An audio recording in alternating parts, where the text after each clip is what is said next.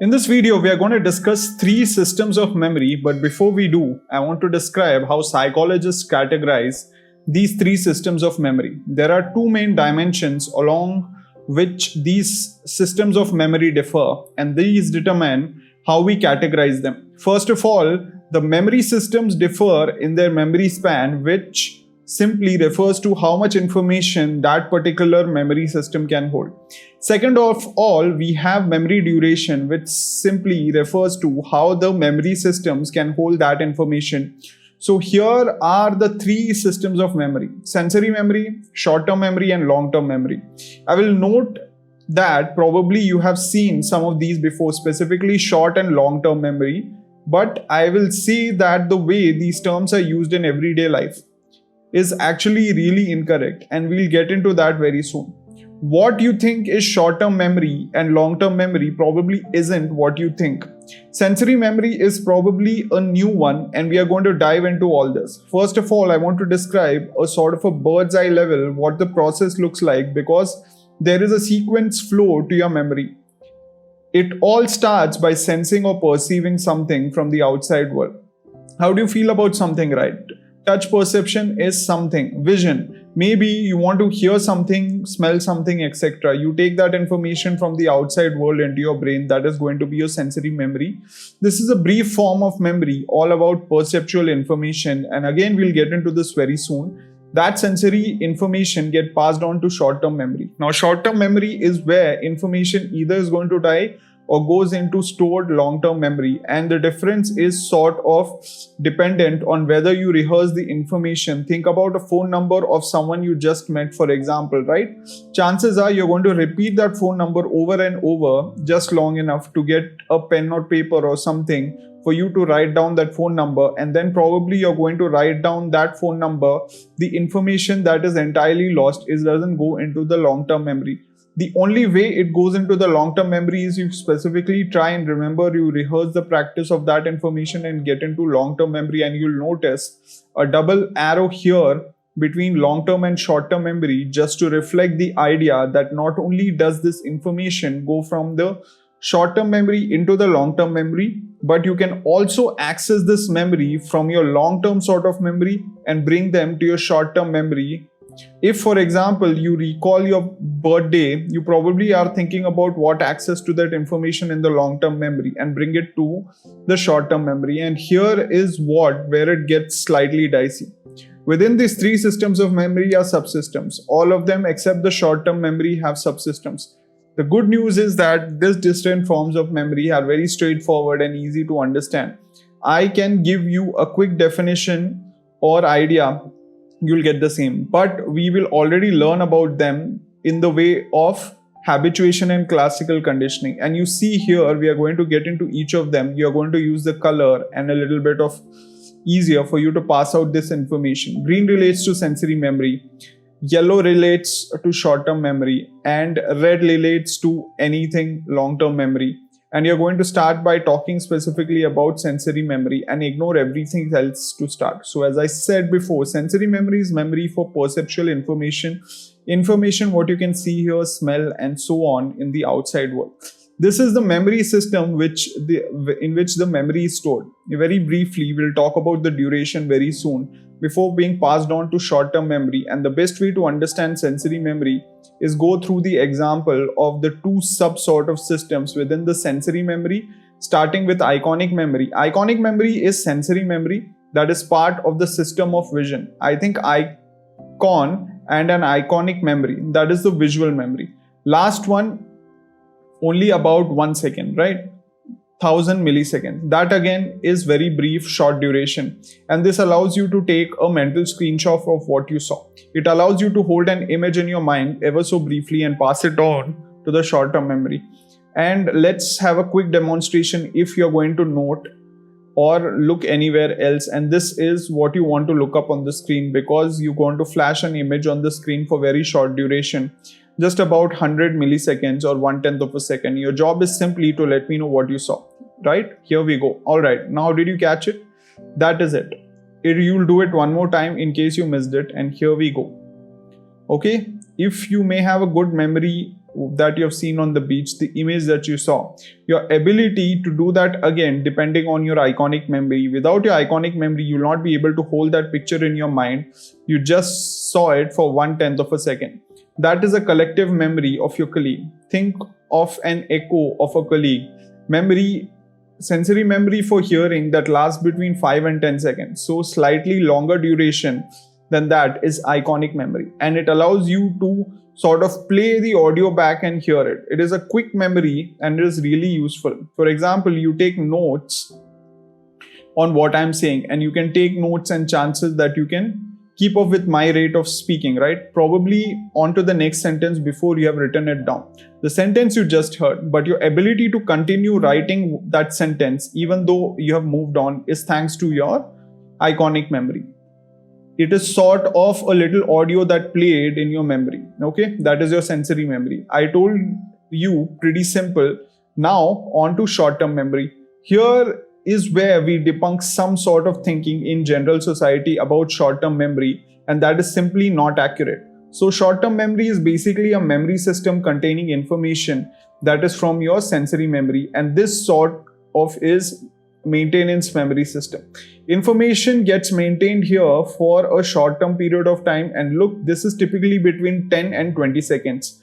This is where we get to see a mistake in general society. A lot of people use words short-term memory to refer to memory and what they ate for breakfast last night, what they ate for dinner last night, and in terms of long-term memory. In fact, if you remember anything what you said in the beginning of this video, you remember anything is all about sensory memory, and that goes into your long-term memory. That is not the short-term memory. It has been longer than 20 seconds. It goes into your long-term memory. Short-term memory is really 10 to 20 seconds, just enough time for you to work with some information. So let's do a quick demonstration test on your short-term memory son. We'll talk about the duration, that is 10 to 20 seconds. Let's talk about that in a simple task. I'm going to show you some letters on the screen. I'll read them out and you flip them away. And the job is to really allow them as if you could hear or write them down. And test yourself. I can, if you remember different letters, excuse me, and you'll put up a small amount of letters. So if you see and remember where we go from here, K, X, W, E. What were the letters? K, S, W. Well, assume you've got that one. Most people do that, and one should be relatively easy. And we are going to show you again. J, M, U, R, Q. Again, here it is, J, M, R, Q. Okay, what were the letters? Again, if you feel need to pause the video, feel free to do so. So after every each, write them down, because I'm going to give it away pretty quickly just for the sake of keeping it. Okay, the letters were J, M, U, R, Q. Great job. Now you've got it and keep it going. Okay, now what were the letters? Okay, I, A, G, M, P, H. All right, now we are going to be a little harder here. We are going to do another one.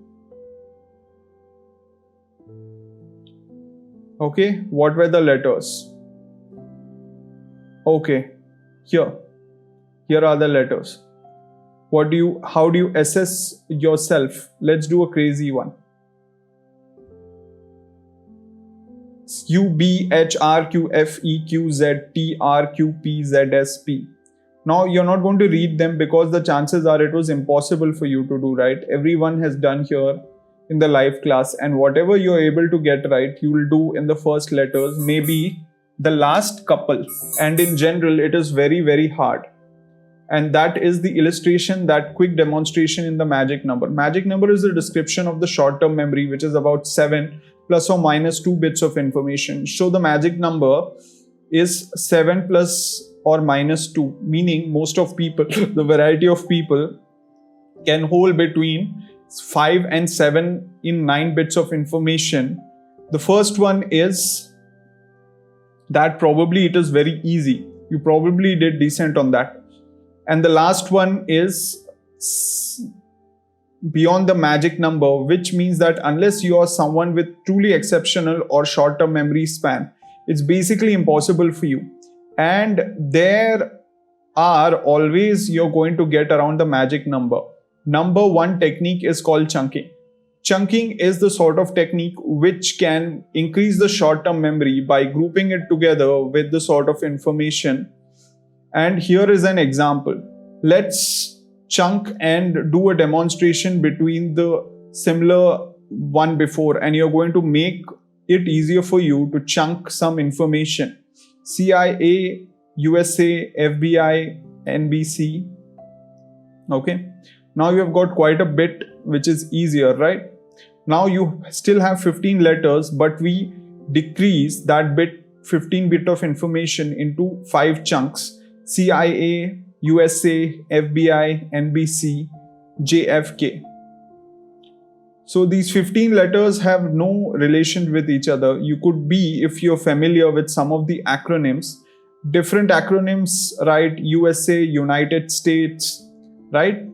Again, chunking is a useful way to remember bits of information which normally would be beyond your short-term memory. And okay, that's short-term memory, and let's talk about long-term memory. But there are a lot of different systems, but we are going to focus on different parts at a time, starting with the right-hand side of the long-term memory, explicit memory, but then divided into further episodic and semantic memory. Now let's encourage you to try a new structure. I'll give it to you here.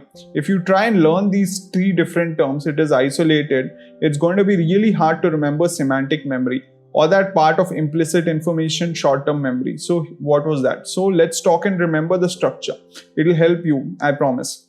We are going to talk about explicit memory. So explicit memory is a form of short-term memory, and if you can recall it, it's explicit information. So let's talk about declarative memory versus non-declarative memory, which is another name for implicit memory. Explicit memory is called declarative memory because we can declare it, we can tell people about it, write it specific things, and when we are aware of it, we can communicate it to other people. So again, explicit memory is further divided into 2 different types of explicit memory, starting with semantic memory. Semantic means meaning. So semantic memory is the knowledge of facts around the world, especially facts that are solved linguistically, meaning in terms of language as a sentence of your brain. So semantic memory is knowledge of facts that are stored linguistically because of the word. For example, if we are going to ask you who is the first president of the United States, or even who is the current president of the United States, that is all semantic memory. In contrast, episodic memory is a recollection of your own life events. So if you have personal memories about events that has happened in your life, for example, if we were to ask you again, what was your favorite birthday party? It is an episodic memory of your life you can recall. So going to Disneyland on your 8th birthday, for example, might be an episodic memory for you. And again, it's sort of an explicit memory because you can tell about it. It is a form of a long-term memory because it has been a way more than 20 seconds. And now let's finish it off with implicit memory again. Some of what you have learned before, like habituation and classical conditioning. So we won't harp too much and let's get into it. Implicit memory is another form of long-term memory that happens sort of beneath the surface. Implicit meaning you can't outwardly explain it. You might not be consciously aware of it in the first place. It is non-declarative. If we were to ask you about implicit sort of memory, you might not be able to explain the memory, all of it too well. You might not be able to tell that memory, and there are some examples of people who had really severe amnesia and half the brain removed. It is hinted on some of the stories before, which we'll get into in the future, but they can still have an implicit memory and gives them the task.